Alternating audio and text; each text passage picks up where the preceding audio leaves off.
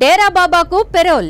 ఈ మాట ఎన్నిసార్లు విన్నామో ఇంకా ఎన్నిసార్లు వినాలో తెలియదు గానీ ఎన్నికలు వచ్చిన ప్రతిసారి జరుగుతుంది మాత్రం ఇదే.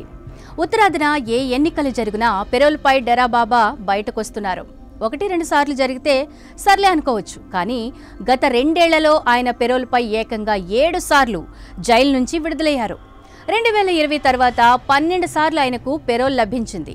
అటు ఢిల్లీ అసెంబ్లీ ఎన్నికలు, ఇటు హర్యానా మున్సిపల్ కార్పొరేషన్ ఎన్నికల సమయంలో డేరా బాబా 30 రోజుల పాటు జైలు బయట ఉండనున్నారు.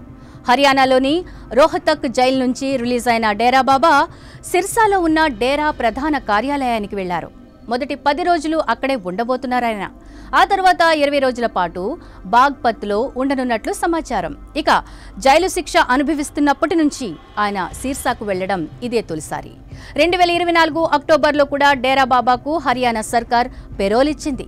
అయితే సిర్సాకు వెళ్లేందుకు ఆయనకు అనుమతి ఇవ్వలేదు. అప్పుడు కూడా ఎలక్షన్స్ సమయంలోనే పెరోల్ వచ్చింది. అప్పుడు 20 రోజుల పాటు బయటే ఉన్నారు. అంతకుముందు ఆగస్టులోనూ బయటకొచ్చారు. అప్పుడు 21 రోజుల పాటు బయట గడిపారు.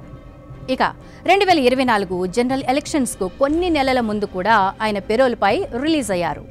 నాడు ఏకంగా డేరా బాబా 50 రోజుల పాటు విడుదలయ్యారు. అంటే ఒక 2024లోనే డేరా బాబా మొత్తం 91 రోజుల పాటు జైలు బయట గడిపారు.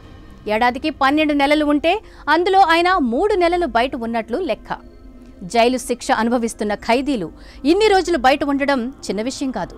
2022 జూన్ 17న హర్యానా మున్సిపల్ బాడీ పోల్స్ సమయంలో 21 రోజుల పాటు బయట ఉన్న డేరా బాబా 2023 హర్యానా పంచాయతీ ఎన్నికల సమయంలో ఏకంగా 70 రోజుల పాటు పెరోల్పై విడుదలయ్యారు. డేరా బాబా అసలు పేరు గుర్మిత్ రామ్ రహీం సింగ్.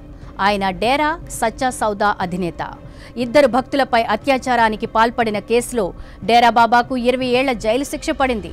ఓ జర్నలిస్ట్ హత్య కేసులో కూడా ఆయన దోషిగా తేలారు. ఈ క్రమంలోనే 2017లో ఆయన జైలుకు వెళ్లారు. ఇలా పలు కేసుల్లో జైలు శిక్ష అనుభవిస్తున్న ఓ వ్యక్తికి ఇన్ని రోజులు పెరోల్ ఎలా ఇస్తున్నారన్న విమర్శలు అన్ని వైపుల నుంచి వినిపిస్తున్నాయి. డేరా బాబాకు అనుచరులు ఎక్కువ, ఆయన మద్దతుదారులు కూడా ఎక్కువగా ఓ పార్టీ వైపు ఉంటారు. అందుకే హర్యానా ప్రభుత్వం ఆయనకు పదే పెరోల్ ఇస్తుందన్న వాదన కూడా వినిపిస్తోంది. సాధారణంగా కుటుంబ సమస్యలు, ఆరోగ్య సమస్యలు, వివాహం లాంటి వ్యక్తిగత కారణాల కోసం పెరోల్ను మంజూరు చేస్తారు. రాష్ట్ర ప్రభుత్వం లేదా జైలు అధికారులు పెరోల్ మంజూరు చేయవచ్చు. నిజానికి పెరోల్ పొందడం ఖైదీల హక్కు కాదు. ఇది పూర్తిగా ప్రభుత్వ అనుమతిపై ఆధారపడి ఉంటుంది. ఇక రూల్స్ ప్రకారం క్రూరమైన హత్యలు, తీవ్ర నేరాలకు పాల్పడిన వారు పెరోల్కు అర్హులు కారన్న నిబంధన కూడా ఉంది. ఓ మనిషిని చంపేసి మరో 2పై అత్యాచారం చేయడం క్రూరమైన నేరం కాదేమోనని ప్రతిపక్ష పార్టీలు హర్యానా ప్రభుత్వంపై విమర్శలు గుప్పిస్తున్నాయి. హర్యానా, పంజాబ్, ఢిల్లీ ఎన్నికల ముందు ఆయనకు అదే పనిగా పెరోల్ ఇస్తుండడాన్ని ప్రశ్నిస్తున్నాయి. డేరా బాబా మద్దతుదారులు హర్యానాలోని 24 అసెంబ్లీ నియోజకవర్గాలను ప్రభావితం చేయగలరు.